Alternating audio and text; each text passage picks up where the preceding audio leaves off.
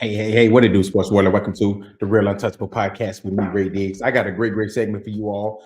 As you all know, a few days ago, the number one Michigan Wolverines defeated the number four Alabama Crimson Tide 27-20 in overtime to advance to the College Football Playoff National Championship. Now, I had to get over that loss because, it was just so hard. I feel like Alabama gave the game away. But listen, before I would jump into this segment, hey, make sure y'all hit the like button, the subscribe button, and also the share button. All right. And if you all have any feedback, make sure y'all comment on this segment and we can, discuss it, debate it, or whatever you want to talk about, because a lot of people don't agree with me. But I'm going to give you all what I think happened in this game. Okay. All right.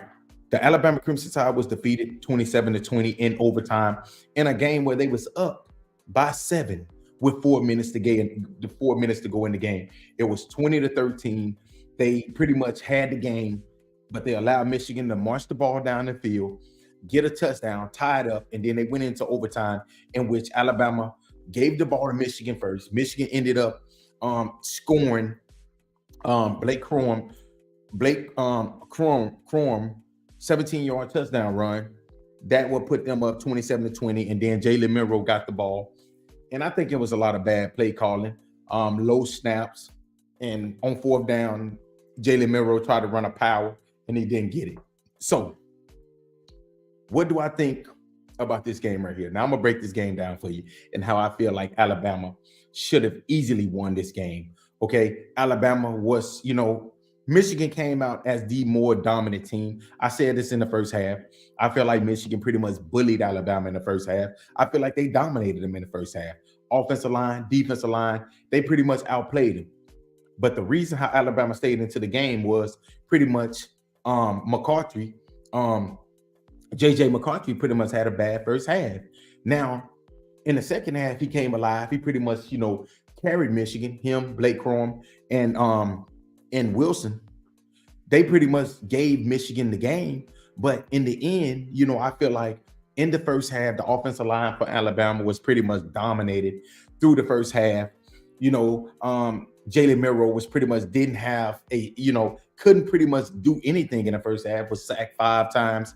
And that was the pretty much what why I feel like Alabama was dominated. And in the end, when we think about it, Alabama first half was one of the worst first half I've seen since the South Florida game. That was the worst first half I've seen. And by them not being able to give Jalen Milroe the time to throw the ball, that's why in the first half, Alabama was down at halftime, 13-10. The kicker Will Reichert pretty much gave Alabama, the momentum. Alabama came out, they took the ball right down the field. In the third quarter, nobody did anything. So going into the fourth quarter, it was 13-10. But then that's when Alabama got on the board with Jason McClellan getting the touchdown. So it was 17-13. Then Will Reichert pretty much kicked another long yard field goal, one of his 2 50-yard field goals that he kicked in his game. And it made it 20-13 with 4 minutes and 41 seconds to go. Now, what do Michigan do? They go right down the field. That Alabama defense was one of the worst defensive possession that I had seen all season. And when I say that, these dudes was missing tackles, mistiming the ball. They was doing everything wrong that you can do on the defensive side of the ball. And that is the reason why how Michigan got down the field so fast, because Michigan gets down the field with 1 minute and 34 seconds. They basically went 8 plays, 75 yards in 3 minutes. And they put it in the end zone. And then they pretty much kicked the field goal, and it was 20-20. Now, Alabama did get the ball back, and I didn't expect for Jalen Milroe to do much. I'm not going to lie. I lost confidence in Jalen Milroe as this game went on. I started losing confidence in it because I think he was losing confidence in himself. Some of these plays, I was looking at Jalen Milroe, it'll be 3rd down and 7, and he could get the first down if he just, put his shoulder down or whatever and try to get an extra yard. No, he would slide. Then on 3rd down and 17, he would try to run the man over when he's 8 yards shy. I feel like I said this right here at the beginning of the year, and I continue to preach this right here.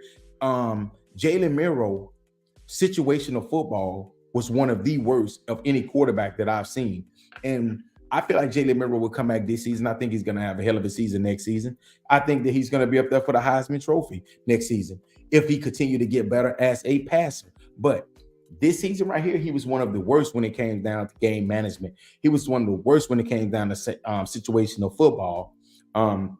So Alabama, like I said, Alabama had the chance to win. Nick Saban know that this Alabama team gave one away. He know that they gave this game away. Alabama should have won this game. And I'm going to tell y'all something. It was a crucial point in this game.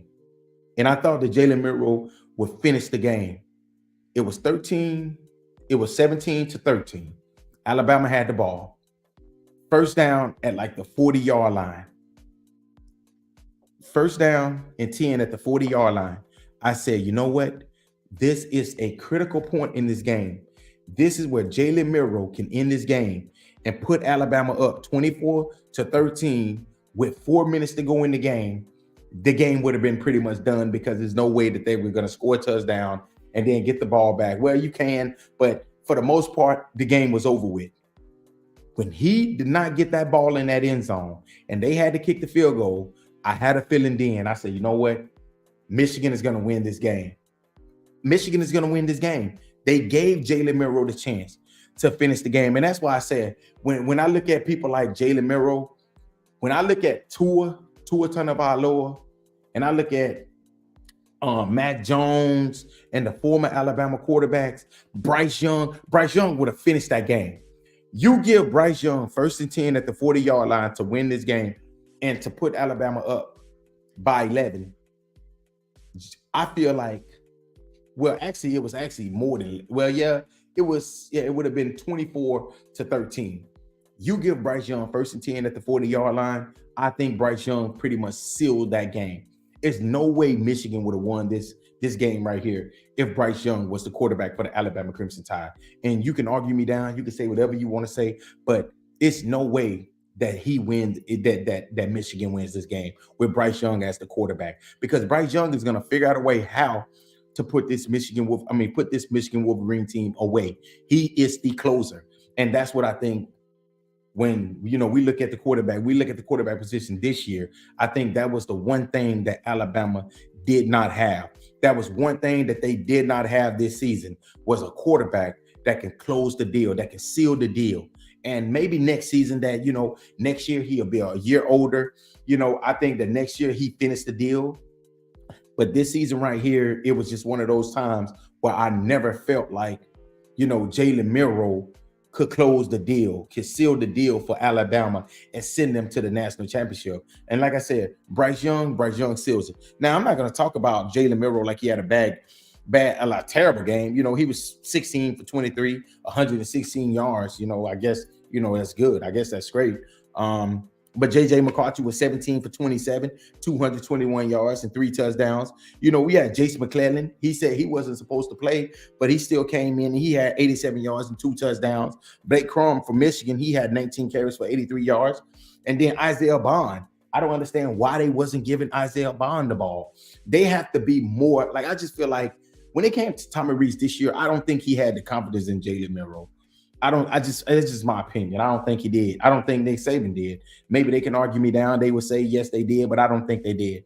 And Wilson had 4 catches, 73 yards in a big touchdown for Michigan. And I think that what ultimately did it. But when I look back at these stats, I look at the one person like Jalen Milroe, 21 carries, 63 yards. I don't think he should have had 21 carries. That's my opinion. I think you give some of his carries to Justice Hayes. Justice Hayes had 4 carries for 31 yards. The young true freshman came in and pretty much had a hell of a first half. Had a hell of a second half. And I said this. I said, man, listen, they need to put in one of these true freshmen and allow him to, dominate. Jermaine Burton, I think that he would have had a bigger role in this game. 4 catches, 21 yards. I still think you give him the ball at least 8 times, 9 times. And, same thing with Isaiah Bond. You didn't give him the ball. This is something Jalen Milroe going to have to get better with if Nick Saban and this Alabama team is going to bounce back next season, because he shouldn't have to carry the ball 21 times. We don't need you to carry the ball 21 times, Jalen Milroe, because guess what? We got running backs that can do that. We got running backs that can get the ball 21 times. We need you to throw that ball. And it was one play. This is what pisses me off about Jalen Milroe on the fumble play, right? Okay, because we had 3 fumbles. We only lost 1. But Jalen Milroe, his fumble pretty much turned the game. It really didn't turn the game, but it did turn the game. Because at that time, he had a wide open running back in the flat that he could have threw it to, but situational football. That's why I say this dude is the worst when it comes to situational football. Because if you see your man out here in the flat and you throw it to him and he's done to definitely get maybe 6 yards, 7 yards, maybe even the first down. No, he tried to take the ball upon himself in his carrying hand, which if the defender is coming this way, you need to switch the ball to your other hand. But no, Jalen Milroe, situational football, terrible. He keep it in his hand. They knock the ball out, and Michigan gets the ball. And that's why I said, man, like I said, Jalen Milroe, this is his first year as a starting quarterback for the Alabama Crimson Tide. And I honestly think he's going to get better. But if he doesn't get better over the summer, Ty Simpson needs to be the guy. And I keep telling everybody, man, that dude, Ty Simpson, is a baller. I like him. I think he's a better thrower than Jalen Milroe. I think that he would give Isaiah Bond and all those receivers more chances than Jalen Milroe. But Jalen Milroe is going to have to get better because I honestly think that, and by Ty Simpson not going into the transfer portal tells me one thing, that Nick Saban is going to give him an opportunity next season to be the Alabama Crimson Tide starting quarterback. If Jalen Milroe doesn't, get better, improve as a passer. And that's just what I feel. But hey, man, y'all let me know what y'all think. And as I said, this Michigan Wolverine team, they got a hell of a defense. J.J. McCarthy and his team, Jim Harbaugh, they're heading off to the national championship game Monday night to face Washington and the Huskies. I'm going to let you all know what I think and who I think have the advantage going into the national championship game in my next segment. But hey, y'all let me know what y'all think about this segment. And like I said before, the number 1 team in the nation, the Michigan Wolverines, defeats the number 4 Alabama Crimson Tide 27-20 in overtime to advance to the college football playoff national championship. And this game right here, it wasn't like the score comes out to be. Alabama had a 7-point lead with 4 minutes to go in the game, could have sealed this game, but they ultimately ended up losing, and they ended their season. But y'all let me know what y'all think about this segment right here in the Alabama Crimson Tide football talk. I'll continue to talk about this team right here because everybody knows that's my team. But hey, thank y'all again for listening to another great segment of the Real Untouchable Podcast with me, Ray Diggs.